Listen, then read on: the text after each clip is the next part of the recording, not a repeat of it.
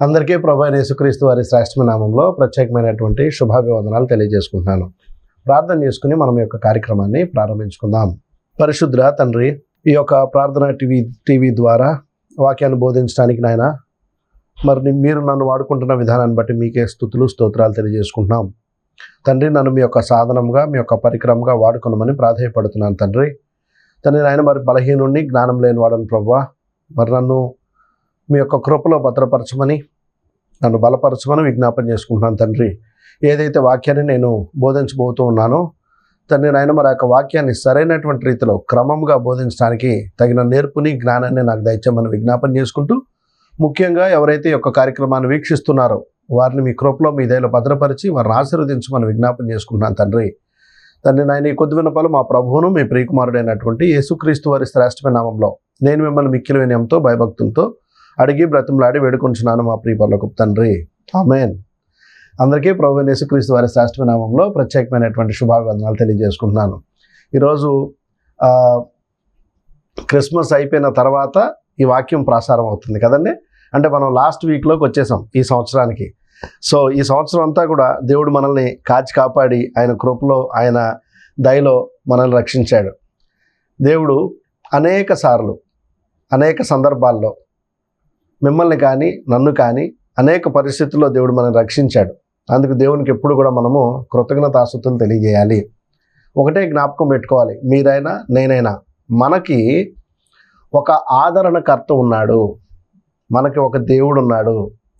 మనము బలహీనులం కాదు, మనము ఒంటరి వాళ్ళం కాదు. మన దేవుడు మనల్ని చేయి విడిచిపెట్టే దేవుడు కాదు. ఎందుకంటే సత్యంలో మనం ఉన్నామండి, దేవునిలో మనం ఉన్నాం. ఈరోజు నేను మార్నింగ్ ఏదో ఒక టీవీ ఛానల్లో చూస్తుంటే ఆర్కియాలజికల్ ఎవిడెన్సెస్ ఉన్న ఒకే ఒక మతం ఏదైనా ఉందంటే అది క్రైస్తవ మతం అని నేను విన్నాను. వేరే మిగిలిన గ్రంథాలకి ఆర్కియాలజికల్ ఎవిడెన్సెస్ లేవు. అంటే అబ్రహాము మొదలుకొని ఇప్పటి వరకు కూడా ప్రతిదీ కూడా మనకి ఎక్కడ వెతికినా సరే ఆ ఆనవాళ్ళు దొరుకుతాయి, ఆ రాజులు ఉంటారు, లేకపోతే ఆ యొక్క ప్రదేశాలు ఉంటాయి, ఆ దేశాలు ఉంటాయి. అలాంటి గొప్ప దేవుణ్ణి మనము కలిగి ఉన్నామండి. ఎవరైతే ఈ వాక్యాన్ని వింటున్నారో మీరు ఖచ్చితంగా దేవుని కృపలో భద్రపరచాలని, దేవుడు మిమ్మల్ని ఆశీర్వదించాలని, ముఖ్యంగా దేవుడు మిమ్మల్ని అందరినీ కూడా సత్యంలోనికి నడిపించాలని మీరు వాక్యాన్ని విని వాక్యాన్ని అర్థం చేసుకుని సరైనటువంటి రీతిలో దేవుణ్ణి ఆత్మతోనూ సత్యంతోనూ మీరు ఆరాధించాలని నేను మనస్ఫూర్తిగా కోరుకుంటున్నాను. గడిచిన అనేక వారాలుగా మనము అపోస్తుల బోధ అనేటటువంటి విషయంలో మనం ఉన్నాం. అపోస్తుల బోధలో మరలా దేవుని రాజ్యము అనేటటువంటి విషయాన్ని మనం ప్రత్యేకంగా మాట్లాడుకుంటున్నాం. ఈ మధ్య చాలామంది నాతో మాట్లాడినప్పుడు చాలా చక్కగా దేవుని రాజ్యం గురించి వివరిస్తున్నారు బ్రదర్ అని చెప్పేసి చెప్తున్నారు. ఖచ్చితంగా కొద్ది రోజుల్లో అనేకులు ఈ యొక్క వాక్యాలు విని ఖచ్చితంగా ఒక సత్యంలోనికి, అంటే బైబిల్లో మనకి ఎటువంటి డీవియేషన్స్ లేవు, కానీ ప్రజలకి చాలా డీవియేషన్స్ ఉన్నాయి, నంబర్ ఆఫ్ డీవియేషన్స్ ఉన్నాయి కదండి. సో అలా డీవియేషన్స్ లేకుండా కొన్ని సంవత్సరాలకి దేవుడు మనందరిని కూడా ఐక్యం చేయాలని, మనందరము కలిసి దేవుణ్ణి ఆత్మతోనూ సత్యంతోనూ సరైనటువంటి రీతిలో దేవునికి ఇష్టమైనటువంటి పద్ధతిలో మనందరము దేవుణ్ణి ఆరాధిస్తామని నేను ఖచ్చితంగా మనస్ఫూర్తిగా నేను కోరుకుంటున్నాను. రైట్, దేవుని రాజ్యం గురించి మనం కొద్ది వారాలుగా మనం మాట్లాడుకుంటున్నాం కదండి. అందులో ఈరోజు మొదటగా మనము మత్తయి సువార్త 21వ అధ్యాయము 43వ వచనాన్ని మనం చదువుకుందాం. మత్తయి సువార్త 21వ అధ్యాయము 43వ వచనాన్ని నేను చదువుతున్నానండి. కాబట్టి దేవుని రాజ్యము మీ యొద్ద నుండి తొలగింపబడి దాని ఫలమిచ్చు జనులకియబడునని మీతో చెప్పుచున్నాను. దేవుని రాజ్యము మీ యొద్ద నుండి తొలగింపబడి దాని ఫలమిచ్చు జనులకియబడును అంటే ఏంటి దాని అర్థం? సహజంగా సోకాల్డ్ అంతకుముందు నేను గడిచిన కొద్ది వారాలుగా ఒక మాట ఉపయోగిస్తున్నాను కదండి, యూనివర్సల్ చర్చ్ అంటే సార్వత్రిక సంఘము అని అంటారు కదా. ఇంగ్లీష్లో యూనివర్సల్ చర్చ్ అంటే తెలుగులో ప్రతి ఒక్కరు కూడా సార్వత్రిక సంఘము అని అంటున్నారు కదండి. సో సార్వత్రిక సంఘం గురించి మాట్లాడేటటువంటి వాళ్ళు మొదటిగా మీరు అధ్యయనం చేయాల్సినటువంటి విషయం ఏంటంటే, బైబిల్లో సార్వత్రిక సంఘం గురించి ఎక్కడుంది అని మనం ఆలోచించాలి. తర్వాత సార్వత్రిక సంఘములో మనందరం ఉంటామని, లేకపోతే సార్వత్రిక సంఘము అవ్వటానికి దేవుడు మనుషుల్ని వివిధ రకాలుగా విభజిస్తాడని బైబిల్లో ఎక్కడైనా ఉందా? చాలా ఇంపార్టెంట్ అండ్ చాలా సీరియస్ క్వశ్చన్స్ నేను మీ ముందు పెడుతున్నానండి. సార్వత్రిక సంఘం అంటే సహజంగా మనం అందరం ఏమంటామంటే, అయ్యా మరి మేము ఆర్సీఎంకి వెళ్తున్నాము, లేకపోతే మరొకరు సిఎస్ఐకి వెళ్తున్నారు, ఇంకోళ్ళు పెంతికోస్ట్కి వెళ్తున్నారు, బ్యాప్టిస్ట్కి వెళ్తున్నారు, సెవెంత్ డేకి వెళ్తున్నారు, లేకపోతే లాటర్ డే సెయింట్స్కి వెళ్తున్నారు, లేకపోతే మరొక దానికి వెళ్తున్నారు. ఇవన్నీ కలిపి సార్వత్రిక సంఘం కదండి అని అంటున్నారు. మీకు చెప్పేటటువంటి బోధకులు కూడా, లేకపోతే కొంతమంది ఈ రోజుల్లో నేను ప్రవక్తని, నేటి తరం ఏలియాని, నేటి తరం యాకోబుని అని ఏదో చెప్పుకుంటూ తిరుగుతున్నారు కొంతమంది. వాళ్ళందరూ కూడా ఒక్కసారి ఆలోచించాలి. నేను మిమ్మల్ని ఏం అనట్లేదు, ఒకసారి ఆలోచించండి. అంటే ఇన్ని డీవియేషన్స్గా చేయబడి, ఇన్ని డీవియేషన్స్ ద్వారా మనం దేవుణ్ణి ఆరాధించి ఆఖరికి మనం ఆ సార్వత్రిక సంఘం అవ్వాలి అని బైబిల్ గ్రంథంలో ఎక్కడైనా రాయబడిందా? ఒక్క వచనం ఉంటే మీరు చూపించండి. ఎంటైర్ బైబిల్లో ఒక్క వచనం మీరు చూపించండి. ఎక్కడ లేదు కదా. ఇప్పుడు నేను చదివిన వచనము, దేవుని రాజ్యము మీ యొద్ద నుండి తొలగింపబడి దాని ఫలమిచ్చు జనులకి ఇయ్యబడినని మీతో చెప్పుచున్నాను అంటే, ఈ మాటకి చాలా ప్రాముఖ్యత ఉన్నది. మొదటి నుండి మనం ఏమని చదువుకుంటున్నామంటే, పరలోక రాజ్యము అనగానే, లేకపోతే దేవుని రాజ్యము అనగానే దేవుడు యేసుక్రీస్తు ప్రభు ఉన్నటువంటి ప్రదేశం, దేవదూతలతో ఉన్నటువంటి ప్రదేశం పరలోక రాజ్యము. అదే దేవుని రాజ్యం అని మనం మాట్లాడుకుంటా చాలామంది దాన్నే దేవుని రాజ్యం అనుకుంటున్నారు, దాన్నే పరలోక రాజ్యం అనుకుంటున్నారు. అది పరలోక రాజ్యమే, దాని పరలోక రాజ్యం కాదని మనం అనట్లా. యేసుక్రీస్తు ప్రభు, తండ్రి అయిన దేవుడు, లేకపోతే దేవదూతలు, వీళ్ళందరూ సమూహం ఎక్కడైతే ఉందో అది పరలోక రాజ్యమే. స్టెఫన్ చనిపోయినప్పుడు కూడా యేసుక్రీస్తు ప్రభు తండ్రి కుడిపార్శ్వమున నిలవబడి అనే వచనం ఉంది కదండి. అది పరలోక రాజ్యమే, దాన్ని కాదనట్లే మనం. కానీ మరి ఇక్కడ ఈ రాజ్యం ఏంటి అనేది ఆలోచించాలి. కాసేపు శ్రద్ధ పెట్టండి అండి, దయచేసి కాసేపు శ్రద్ధ పెట్టండి, ముగించేస్తా. ఇప్పుడు ఇక్కడ దేవుని రాజ్యం మీ యొద్ద నుండి తొలగింపబడి అంటే ఏంటి? అంటే పైన ఉన్న పరలోక రాజ్యం మార్పు చెందుతుందా? ఒకవేళ మీరు సంఘము రాజ్యము కాదు, లేకపోతే రాజ్యము సంఘము కాదు అనేటటువంటి మనుషులకి నేను ఈ వివరణ ఇస్తున్నా. ఎవరైతే కాదండి రాజ్యము సంఘము కాదు యూనివర్సల్ చర్చ్ అంటారు, సార్వత్రిక సంఘం అంటారు కదండి. మరి సార్వత్రిక సంఘం అయితే ఈ పదం ఎందుకు రాయబడింది బైబిల్లో? ఆలోచిస్తున్నారా?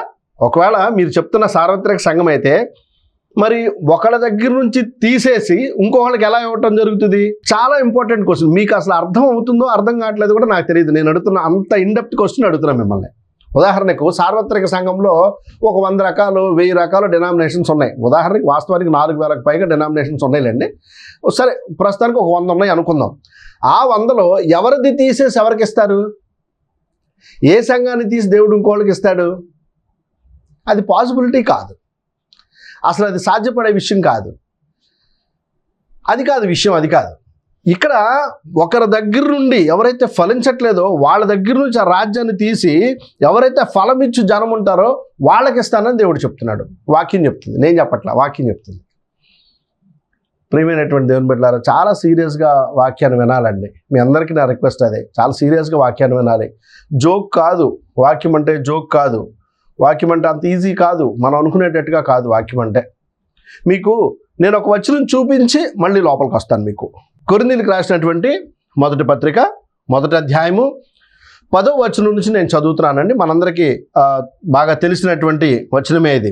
సహోదరులారా, మీరందరూ ఏకభావముతో మాట్లాడవలననియు మీలో కక్షలు లేక ఏక మనస్సుతోనూ, జ్ఞాపకం పెట్టుకోండి, ఎవరైతే యూనివర్సల్ చర్చ్ సార్వత్రిక సంఘము అంటున్నారో వారు కూడా మన ప్రియమైనటువంటి సహోదరులే. వారికి ఈ వచనాలు ఒకసారి ఈ వచనాలు జ్ఞాపకం చేసుకోవాలండి.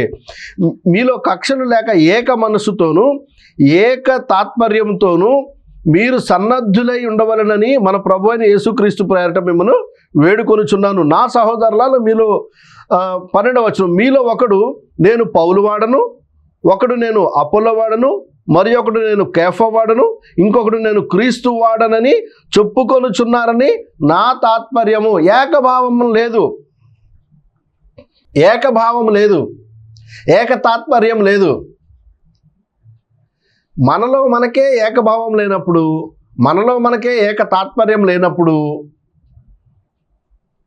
మరి దేవుడు మనల్ని ఎలా ఐక్యం చేసుకుంటాడు ఆయనలో? లేకపోతే దీని అంతటిని యూనివర్సల్ చర్చ్ అని, దీన్ని మొత్తాన్ని కూడా సార్వత్రిక సంఘం అని దేవుడు ఎందుకు అనుకుంటాడు? అసలు ఆ కాన్సెప్టే వద్దని చెప్తుంది బైబిల్ చెప్తుంది. అసలు ఆ కాన్సెప్టే వద్దు, అసలు అది లేదు. అసలు అది చూడండి, మీలో ఒకడు నేను పౌలు వాడను, ఒకడు అపోలో వాడను, ఒకడు కేఫా వాడను, ఒకడు క్రీస్తు వాడను అని చెప్పుకుంటున్నారు. ఈ రోజుల్లో we all are divided into like దాన్ని ఏం చెప్తారు, డివిజన్స్లోకి వెళ్ళిపోయాం. మేము పర్టికులర్ చర్చ్, మేము పర్టికులర్ చర్చ్, మేము ఇంకొక చర్చ్, మేము ఇంకొక చర్చ్, మాకున్న విశ్వాసం వేరు, మీకున్న విశ్వాసం వేరు, మాకున్న దర్శనం వేరు, మీకున్న దర్శనం వేరు, ఇట్లా చెప్పుకుంటున్నారు. కానీ అలా ఉండకూడదు అని బైబిల్ ఆజ్ఞ, అలా ఉండొద్దు అని దేవుని ఆజ్ఞ. మనందరం ఒకటే. మనకు శిరస్సు ఎవరై ఉన్నాడంటే క్రీస్తు ప్రభువే మన శిరస్సు. కానీ మనకి వాక్యాన్ని బోధించేటటువంటి వ్యక్తి మన శిరస్సు ఎప్పుడు కాదండి. చాలామంది ఇప్పటికి కూడా నేను మీకు చేతులెత్తి నమస్కారం చేస్తాను.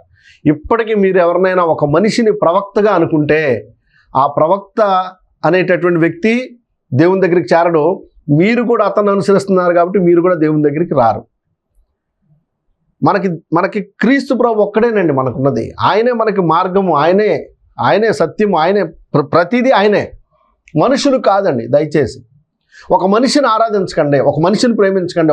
ప్రేమిద్దాం, చక్కగా మన గౌరవిద్దాం, వాళ్ళకి కావాల్సిన మన సహాయం చేద్దాం, మన అన్ని చేద్దాం. కానీ అతని దేవునిగా మీరు భావించకూడదు, అతని దేవుడిగా మీరు ఆరాధించకూడదు, అతనే సమస్తమని మీరు అనుకోకూడదు, అతను ప్రవక్త అనుకోకూడదు, అతను పైనుంచి వచ్చాడు అనుకోకూడదు. అలా అనుకుంటే ప్రియమైనటువంటి దేవుని బిడ్డారా, జ్ఞాపకం పెట్టుకోండి, దేవుడు వెక్కిరింపబడడు.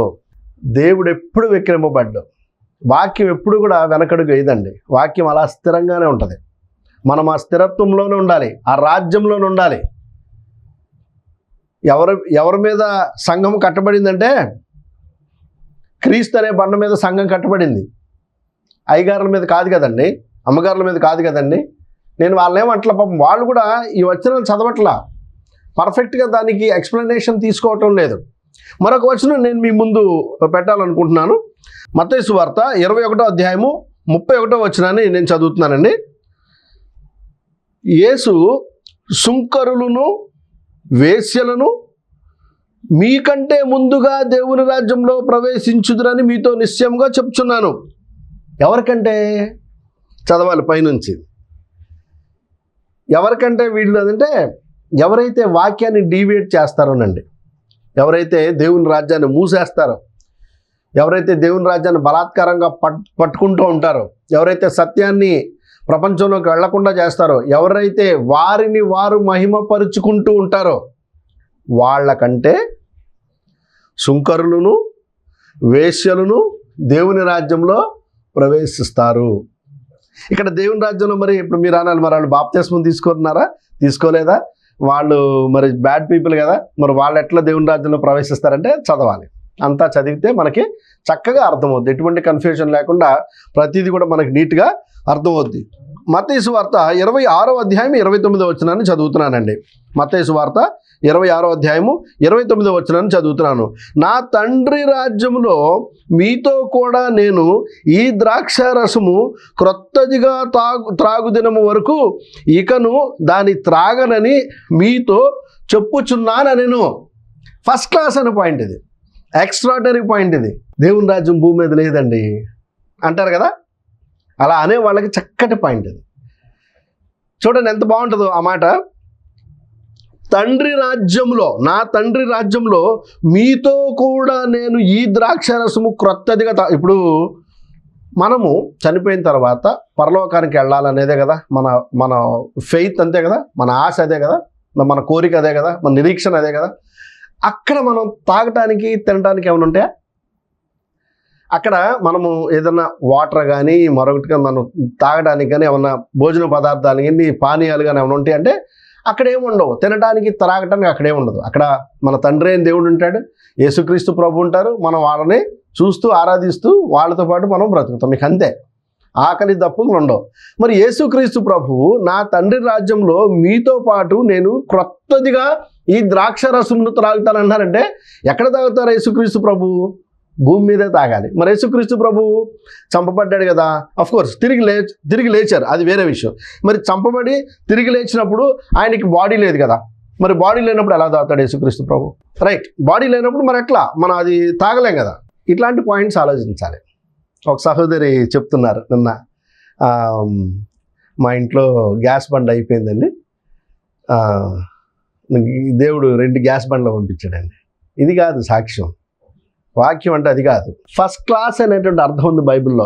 ఎవ్వరూ ఎప్పటికీ గ్రహించలేనటువంటి సంగతులు కూడా బైబిల్ గ్రంథంలో ఉంది.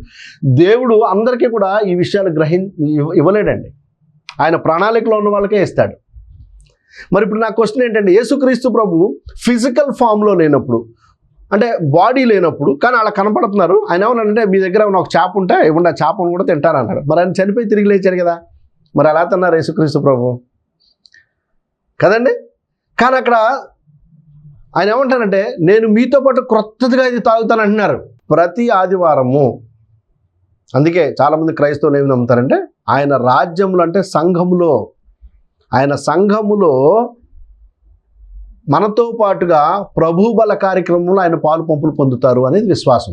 రాజ్యం అంటే అంత ఇంపార్టెన్స్ ఉందండి ప్రేమైనటువంటి దేవుని బిడ్డలారా, రాజ్యానికి చాలా ఇంపార్టెన్స్ ఉంది. మీరు ఒక రాజ్యాన్ని సృష్టించుకోకూడదు, మీరు మీ అయ్యగారు కలిసి ఒక రాజ్యాన్ని క్రియేట్ చేసుకోకూడదు, ఒక బౌండరీస్ పెట్టుకోకూడదు, ఒక న్యూ రూల్స్ అండ్ రెగ్యులేషన్స్ పెట్టుకోకూడదు. చర్చికి ఆల్రెడీ చాలా రూల్స్ అండ్ రెగ్యులేషన్స్ ఉన్నాయి, బైబిల్లో నంబర్ ఆఫ్ రూల్స్ ఉన్నాయి, నంబర్ ఆఫ్ రెస్ట్రిక్షన్స్ ఉన్నాయి. ఏం చేయాలో ఏం చేయకూడదో, ఎలా చేయాలో ఎవరు చేయాలో ప్రతిదీ ఉంది.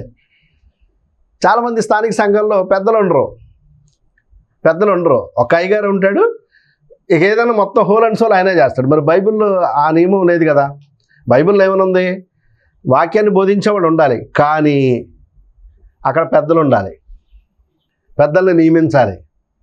మరి ప్రతి పనిలోనూ పెద్దల సహాయం ఉండాలి, పెద్దలకు ప్రత్యేకమైన స్థానం ఉంది. మళ్ళీ అది కూడా వస్తుంది, అది ఒక సిరీస్ వస్తుంది, దాని గురించి కూడా మనం మాట్లాడుకుందాం ఖచ్చితంగా దేవుని చిత్తమైతే. పెద్దల గురించి పెద్దలు చేయాల్సిన పనులు కూడా ఉన్నాయి. మరి ఇప్పుడు ఈ స్థానిక సంఘాల్లో చాలా చోట్ల ఎవరైతే మేము చర్చలు రన్ చేసుకుంటూ ఉంటారో మరి అక్కడ పెద్దలు ఉన్నారా? మరి ఆ పెద్దలు ఆ క్వాలిటీస్తో ఉన్నారా? బైబిల్లో ఏవైతే పెద్దలకు ఉండాల్సిన క్వాలిటీస్ ఉన్నాయో ఆ క్వాలిటీస్ ఆ పెద్దలకు ఉన్నాయో ఒకసారి ఆలోచించండి మీరు. చాలా చోట్ల ఆ క్వాలిటీస్ లేకుండా ఎవరికాళ్ళు మేము పెద్ద అని చెప్పుకుంటూ ఉంటారు. అంటే 2 విషయాలండి. ఒకటి, మీకు నిజంగా పాపం తెలియకపోయి ఉండొచ్చు, అంటే ఏదో పారంపర్యాచారంగా అలా వచ్చి ఉండొచ్చు, లేకపోతే మీకు సరిగ్గా ఎవరు బోధించకపోయినా ఉండుండాలి. ఎక్కడ మీరు ఆ వచనాలు మీరు విని ఉండరు. ఈ రెండిట్లో ఏదో ఒకటి జరిగి ఉండాలి. ఒకసారి మీరు ఆలోచించుకోండి. బైబిల్లో పెద్దల గురించి ఎల్డర్స్కి సంబంధించినటువంటి చాలా వచనాలు ఉన్నాయి, రూల్స్ ఉన్నాయి, సెట్ ఆఫ్ రూల్స్ ఉన్నాయి, అవన్నీ మనం ఫాలో అవ్వాలి. మరి సోకాల్డ్ ప్రవక్తలు ఎవరైతే నేను ప్రవక్తని, నేను ఏలియా అని, నేను ఎలీషాని అని చెప్పుకుంటున్నారో మరి వాళ్ళకి పెద్దలు లేరా అండి? పెద్దలు పెట్టుకోరా మీరు? చూడండి, మీరు చీకట్లోకి వెళ్ళిపోతూ మిమ్మల్ని అనుసరిస్తున్న వాళ్ళని కూడా మీరు చీకట్లోకి తీసుకెళ్ళిపోతున్నారు ప్రియమైనటువంటి దేవుని బిడ్డలారా. చాలా దారుణమైనటువంటి పరిస్థితుల్లో క్రైస్తవ్యం వెళ్ళిపోతుంది. ఒక మనిషి మాట విని, ఒక అబద్ధికుడు మాట విని, ఒక అబద్ధికురాలు మాట విని, ఒక అబద్ధమైనటువంటి కళ గురించి మాట్లాడుతూ, ఒక ప్రవచనం గురించి చెప్తూ ఇట్లా క్రైస్తవ్యాన్ని గందరగోళం చేస్తారు. అసలు ఎటువంటి కన్ఫ్యూజన్ లేదు. మనకు తండ్రి అయిన దేవుడు ఉన్నాడు, ప్రభు అయిన యేసుక్రీస్తు ఉన్నాడు, పరిశుద్ధాత్ముడు ఉన్నారు. ఎవరి కాలాల్లో వాళ్ళు పని చేసుకుంటూ వచ్చారు. ఈరోజు మనకు బైబిల్ మన దగ్గర ఉంది. ఆ బైబిల్లో సమస్తము వ్రాయబడి ఉంది, చక్కగా లిఖించబడింది. ఈరోజు ఈ బైబిల్ మన దగ్గరికి వచ్చినట్టు కొన్ని వందల మంది ప్రాణాలు పెడితే కానీ ఈ బైబిల్ మన దగ్గరికి వచ్చింది. బైబిల్లో రెడ్ కలర్ ఒక థ్రెడ్ ఉంటుంది. ఎందుకు ఉంటుంది ఆ రెడ్ కలర్ థ్రెడ్? ఇంతకుముందు బైబిల్స్ మన దగ్గరికి వచ్చినప్పుడు ఎంతోమందిని చంపితే వాళ్ళ రక్తం ఆ బైబిల్స్కి అంటుకుని వచ్చేదంట. ఆ మార్క్ కోసమని రెడ్ కలర్ థ్రెడ్ని ఎర్ర దారాన్ని బైబిల్స్లో పెట్టి మనకి దాన్ని సాదృశ్యంగా ఇస్తున్నారు. అలాంటి గొప్ప బైబిల్ని మీరు పక్కన పెట్టి రాత్రి దేవుడు నాకు కళ్ళలో చెప్పాడండి, దేవుడు నాకు లేదండి, అబద్ధికులు అయిపోతారు మీరు. మీకు నిజంగా కళ వచ్చి ఉండొచ్చు, కానీ అది మీరు ఊహించుకుంటే వచ్చిన కళ, దేవుని ద్వారా వచ్చిన కళ అనేది మీరు ఆలోచించుకోవాలి. కళకి దర్శనానికి తేడా తెలియాలి. ఫస్ట్ కళకి దర్శనానికి తేడా తెలియాలి. కళ అంటే మీరు నిద్రపోతున్నప్పుడు వచ్చింది కళ, దర్శనం అంటే మీరు చూస్తూ ఉండగా మీ కళ్ళ ముందు జరిగేది దర్శనం. ఇప్పుడు చెప్పండి, దర్శనం వచ్చింది అన్నప్పుడు మీరు నిద్రపోతున్నప్పుడు వస్తే అది దర్శనం అవదు, నిద్రపోతున్నప్పుడు వస్తే అది కళ అవుద్ది.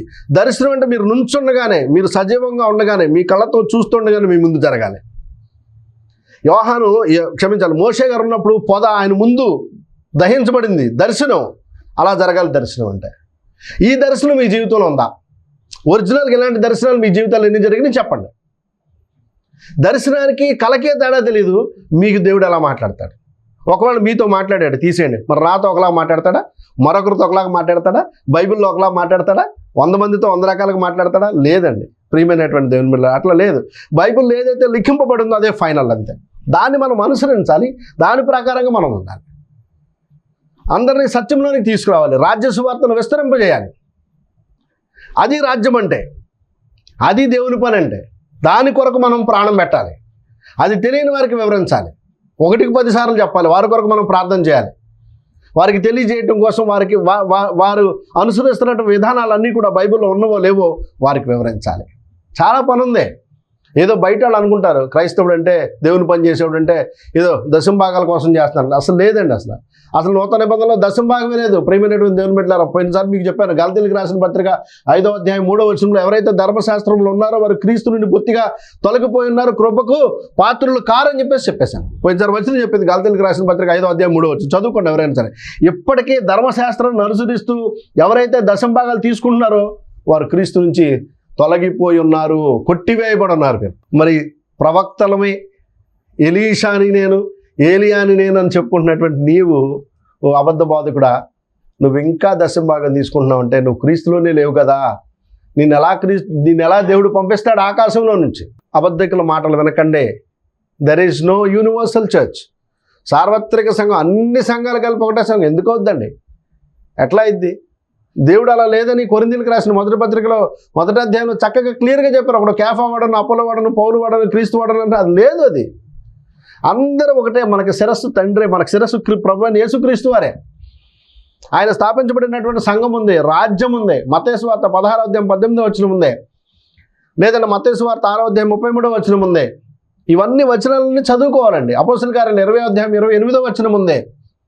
మొట్టమొదట ప్రారంభించబడిన సంఘం గురించి రాస్తూ కొరింథీలో ఉన్నటువంటి స్థానిక సంఘానికి, గలతీలో ఉన్నటువంటి సంఘానికి, తెస్సలోనికలో ఉన్నటువంటి సంఘానికి, ఎఫెస్లో ఉన్న సంఘానికి, ఫిలిప్పులో ఉన్న సంఘానికి, వారందరూ కూడా ఎవరంటే మొట్టమొదటిగా క్రీస్తు ప్రభువులు బాప్తిస్మం పొంది స్థానిక సంఘాలుగా కట్టబడినటువంటి బిడ్డలు. వారికి అపోస్తలులైన పౌలు కానీ, పేతురు కానీ, యాకోబు కానీ వీరందరూ రాసినటువంటి ఉత్తరాలు మాత్రమే అవి. ప్రియమైనటువంటి దేవుని బిడ్డ, చాలా క్లియర్గా ఉంటుంది బైబిల్, చాలా క్రిస్టల్ క్లియర్గా ఉంటుందండి. క్రిస్టల్ క్లియర్గా ఉంటుంది బైబిల్లో దెర్ ఈస్ నో డిఫరెన్సెస్ అండి. అసలు బైబిల్లో ఎటువంటి డిఫరెన్స్ లేదు. మరొక వచనం చదువుకుందాం మనం. మత్తయి సువార్త 22వ అధ్యాయము. నేను కాంటెక్స్ట్ నుంచి దూరం అవ్వట్లేదు కానీ యేసుక్రీస్తు ప్రభు మాట్లాడినటువంటి విషయాన్ని జస్ట్ మీకు ఒక విషయాన్ని చూపించాలనుకుంటున్నా. మత్తయి సువార్త 22వ అధ్యాయము 41వ వచనం నుంచి చదివితే, ఒకప్పుడు పరిసయ్యులు కూడి ఉండగా యేసు వారిని చూచి, క్రీస్తు గూర్చి మీకేమీ తోచుచున్నది? ఆయన ఎవని కుమారుడని అడిగెను. వారు, ఆయన దావీదు కుమారుడని చెప్పిరి.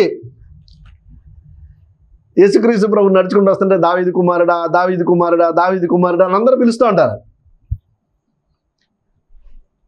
ఒక సెక్షన్ ఆఫ్ పీపుల్కి అర్థమవుతున్నటువంటి వచనం అది, కానీ మరొక సెక్షన్ ఆఫ్ పీపుల్కి కూడా అర్థం అవ్వాల్సినటువంటి వచనాలు ఉన్నాయి బైబిల్లో. దావీదు కుమారుడా, దావీదు కుమారుడు అంటుంటే మరి అది ప్రవచనమే కదా, అది ప్రవచనమే కదా. పోయినసారి నేను కూడా మీకు చూపించాను కదా, దావీదు కుమారుడా, దావీదు కుమారుడా అని ఎందుకు అన్నారనే విషయం నేను మీకు చూపించాను కదండి. మరి ఇక్కడికి వచ్చేసరికి యేసుక్రీస్తు ప్రభు దాన్ని ఏమంటారు తెలుసా? దాని గురించి ఏం మాట్లాడతారంటే, అందుకు ఆయన 43వ వచనం చదువుతున్నానండి. అందుకు ఆయన, అలాగైతే నేను నీ శత్రువులను నీ పాదముల కింద ఉంచు వరకు నీవు కుడిపార్శ్వమున కూర్చుండమని ప్రభువు నా ప్రభువుతో చెప్పాను అని దావీదు ఆయనను ప్రభువు అని ఆత్మ వలన ఎలా చెప్పుచున్నాడు? దావీదు ఆయనకు ప్రభువు అని చెప్పినడలా ఆయన ఎలాగూ అతనికి కుమారుడగునని వారిని అడగగా, ఎవడును మారు మాట చెప్పలేకపోయిను, మరియు ఆ దినము నుండి ఎవడును ఆయనను ఒక్క ప్రశ్నయు అడుగా తెగింపలేదు. ఎవరో చెప్పలే, ఆ శాస్త్రులు పరిచయాలు ఊరికే ప్రశ్నలు ఆయన్ని. అదేంటి, ఇదేంటి, ఇదేంటి, అదేంటి, అట్లా జరిగిందేంటి, ఇట్లా జరిగిందేంటి, అదేంటి, ఇదేంటి అని ఒక్కటే ప్రశ్న అడిగాడు యేసుక్రీస్తు ప్రభు. అయ్యా, అందరూ నన్ను దావీదు కుమారుడా, దావీదు కుమారుడు అంటున్నారు కదా, మరి అక్కడ ప్రభువు ఇలా మాట్లాడాడు కదా. అంటే దావీదుకి యేసుక్రీస్తు ప్రభు అని అక్కడ రాయబడింది కదా, మరి ఇక్కడ కుమారుడు అంటున్నారేంటి, నన్ను దావీదు కుమారుడు అంటున్నారేంటి, మరి అక్కడేమో దావీదుకు ప్రభు అని రాయబడింది ఏంటి అనగానే ఎవరికి అర్థం కాల వాక్యం. ఇదే కాంటెక్స్ట్ మీరు లూకాసు వార్తలో కూడా మీరు చదువుకోవచ్చు. 20వ అధ్యాయము 41 నుండి 47 వచనాలు చదువుకుంటే అందులో కూడా మీకు సేమ్ కాంటెక్స్ట్ ఉంటుంది. ఆయన అడిగాడు ప్రజల్ని డైరెక్ట్గా, వీళ్ళని ఎవరైతే ఈ రోజుల్లో ఉన్నారు కదా ప్రవక్తలు, నేను ఏలియా అని, నేను ఎలీషా అని చెప్పుకుంటున్నారు కదా, ఇద్దరు యెహోవాలు ఉన్నారు. పిచ్చి పిచ్చి వాక్యాలు, పిచ్చి పిచ్చి మాటలు మాట్లాడితే ఎలా ఉంటుందంటే, మిమ్మల్ని ఖచ్చితంగా దేవుడు గద్దించే రోజు వస్తుంది. దేవుని కంటే మహాజ్ఞానివా నువ్వు? ఒక అతను చెప్పుకుంటాడు, నాలో దైవ లక్షణాలు అన్నీ నాలో ఉన్నాయి అంటాడు. దయచేసి అలా చెప్పండి. ఈ నూతన సంవత్సరంలోనైనా, రాబోయే నూతన సంవత్సరంలోనైనా వాక్యానికి విరుద్ధంగా మనం బోధిస్తున్నామేమో, వాక్యానికి వ్యతిరేకంగా మనం బోధిస్తున్నామేమో ఒకసారి మనం చెక్ చేసుకోవాలి. చెక్ చేసుకుని వాక్యాన్ని అనుసరిస్తూ వాక్యానుసారంగా మనం వాక్యాన్ని బోధించాలి. చక్కగా వాక్యంలో మనం నిలబడి ఉందామండి, వాక్యాన్ని నేర్చుకుందాము. మనకు తెలియపోతే మనకంటే పెద్దలు ఉంటారు, మనకంటే ఇంతకుముందు వాక్యాన్ని చదివినటువంటి వారు ఉంటారు, వారిని అడుగుదాము, వారి దగ్గర నేర్చుకుందాము. తప్పే ఉంది. వాక్యం నాకే తెలుసు, నేను అంతా తెలుసు అనుకుంటే అక్కడ ఏమో అది అబద్ధం. అది పరిసయ్యులకు యేసుక్రీస్తు ప్రభు ఒక ప్రశ్న వేస్తే వారు మాట్లాడలా. అక్కడేమో నన్ను దావీదు కుమారుడు అని అంటున్నారు, మరి ఇంకో చోటేమో దావీదు యొక్క ప్రభు అంటారు. ఏంట్రా బాబు కథ అంటే చెప్పలే ఎవరు. మనం కూడా నేర్చుకోవాల్సింది చాలా ఉంది. ప్రియమైనటువంటి దేవుని బిడ్డ, చక్కగా నేర్చుకుందాం. We have plenty of time. దేవుడు ఇలాగే మనల్ని ఆశీర్వదిస్తే ఖచ్చితంగా మరింకా అనేక విషయాలు దేవుని రాజ్యం గురించి మనం మాట్లాడుకుందాం. దేవుని రాజ్యం అనే సిరీస్ ముగియటానికి చాలా టైం ఉంది, చాలా రోజులు మనం మాట్లాడుకోవాల్సిందే. కొన్ని రోజులు దయచేసి ఈ వాక్యాన్ని మీరు అందరూ వినాలని, మీతో పాటుగా మరికొద్ది మందికి ఈ వాక్యాన్ని కూడా మీకు కుదిరితే షేర్ చేయండి. వారు కూడా ఈ యొక్క వాక్యాన్ని వింటారు. దేవునిలో మరింతగా వారందరూ బలపడాలని మనము అందరము ఐక్యముగా దేవుణ్ణి ఆరాధించాలి. బైబిల్ లేదుంటే ఆ ప్యాటర్న్లో మనం దేవుణ్ణి ఆరాధించి దేవుని మనం మహింపరుద్దాం. ఈ సంవత్సరం అంతా దేవుడు మిమ్మల్ని, నన్ను, మనందరినీ అనేక సార్లు కాచి కాపాడినందుకు, అనేక విషయాల్లో దేవుడు మనల్ని బలపరిచినందుకు, ఆయన కృపలో, ఆయన దయలో మనల్ని నిలబెట్టినందుకు దేవునికి మరొకమారు నేను కృతజ్ఞతాస్తుతులు తెలియజేసుకుంటున్నానండి. అలాగే మీ అందరి కుటుంబాలు కూడా నూతన సంవత్సరంలో, రాబోయే సంవత్సరంలో మీరందరూ మరింతగా బహుగా మీరు దీవించబడి ఆశీర్వదించబడాలని, దేవునిలో, ముఖ్యంగా దేవునిలో మీరు వర్ధిల్లాలని నేను కోరుకుంటున్నాను. నా గురించి ప్రార్థన చేయండి. ఎవరైతే వాక్యాన్ని వింటున్నారో వారందరినీ మరొకమారు దేవుడు ఆశీర్వదించాలని నేను మనస్ఫూర్తిగా విజ్ఞాపన చేసుకుంటూ ఈ యొక్క వాక్యాన్ని అంతటితో ముగిస్తున్నాను. ప్రార్థన చేసుకుని మనం యొక్క కార్యక్రమాన్ని ముగించుకుందాం. పరిశుద్ధుడా తండ్రి, బలహీనుండి, జ్ఞానం లేనివాడని ప్రభువా, మరి నన్ను ఈ యొక్క ప్రార్థన టీవీ ద్వారా తండ్రి వాక్యాన్ని చెప్పడానికి తండ్రి నాయన, మరి మీరు నన్ను వినియోగించుకున్న విధానాన్ని బట్టి మీకే స్తుతులు, స్తోత్రాలు తండ్రి. అనేక మంది తండ్రి మరి యొక్క వాక్యాన్ని విని తండ్రి మరి వారు బలవంతులై తండ్రి సత్యాన్ని తెలుసుకుని తండ్రి మరి సత్యంలో నడుస్తూ అనేక మందిని తండ్రి మరి సత్యాల్లోకి తీసుకొచ్చేటటువంటి ఒక గొప్ప పనిని వారు చేయడానికి వారిని సన్నద్ధులు చేయమని, వారిని బలపరచమని, ఆశీర్వదించమని విజ్ఞాపన చేసుకున్నాం. ముఖ్యంగా ఈ యొక్క ప్రార్థన టీవీ యాజమాన్యాన్ని, ఇక్కడ పనిచేస్తున్నటువంటి ప్రతి బిడ్డని కూడా మీరు ఆశీర్వదించి దీవించండి నాయన. ఎవరైతే తండ్రి మరి యొక్క వాక్యాలను అనేక దినాలుగా చూస్తున్నారో వారిని కూడా ఆశీర్వదించి దీవించండి తండ్రి. ఎవరైతే నా కొరకు ప్రార్థిస్తున్నారో తండ్రి వారిని ప్రత్యేకంగా జ్ఞాపకం చేసుకున్నామని, వారిని కూడా ఆశీర్వదించమని విజ్ఞాపన చేసుకున్నాం. ఈ 2025 సంవత్సరం మొత్తం కూడా మమ్మల్ని మీ కృపలో మీదేలో భద్రపరిచారు నాయన. రాబోయే సంవత్సరంలో కూడా తండ్రి మమ్మల్ని అందరినీ మీ కృపలో మీదేలో భద్రపరచుకోమని, ఎవరైతే ఏ విషయాల్లో అయితే ఇంకా వెనకడుగు వేస్తున్నారో, ఎవరైతే ఏ విషయాల్లో అయితే బలహీనంగా ఉన్నారో, అది ఆర్థిక పరంగా కానీ, లేకపోతే ఆరోగ్య సమస్యలతో కానీ, లేకపోతే కుటుంబంలో ఉన్నటువంటి తండ్రి మరి విషయాలు కానీ ఏవైతే ఉన్నాయో ఆ విషయాలన్నింటిలో కూడా వారిని మీరు తండ్రి వారిని మీరు దీవించమని, ఆశీర్వదించమని తండ్రి మేము ప్రగాఢంగా విశ్వసిస్తున్నాం నాయన. తండ్రి మరొక మారు తండ్రి మమ్మల్ని, మా కుటుంబ సభ్యుల్ని, మా యొక్క ఎవరైతే వాక్యం వింటారో వారందరినీ కూడా మీ కృపలో మీదేలో భద్రపరచుకోమని ప్రాధాయపడుతూ, ఈ కొద్ది విన్నపాలు మా ప్రభువును మీ ప్రియకుమారుడైనటువంటి యేసుక్రీస్తు వారి శ్రేష్టమైన నామంలో నేను మిమ్మల్ని మిక్కిలి వినయంతో భయభక్తులతో అడిగి బ్రతిమలాడి వేడుకొంచున్నాను మా ప్రియ పరలోకపు తండ్రి. ఆమేన్. అందరికీ వందనాలు.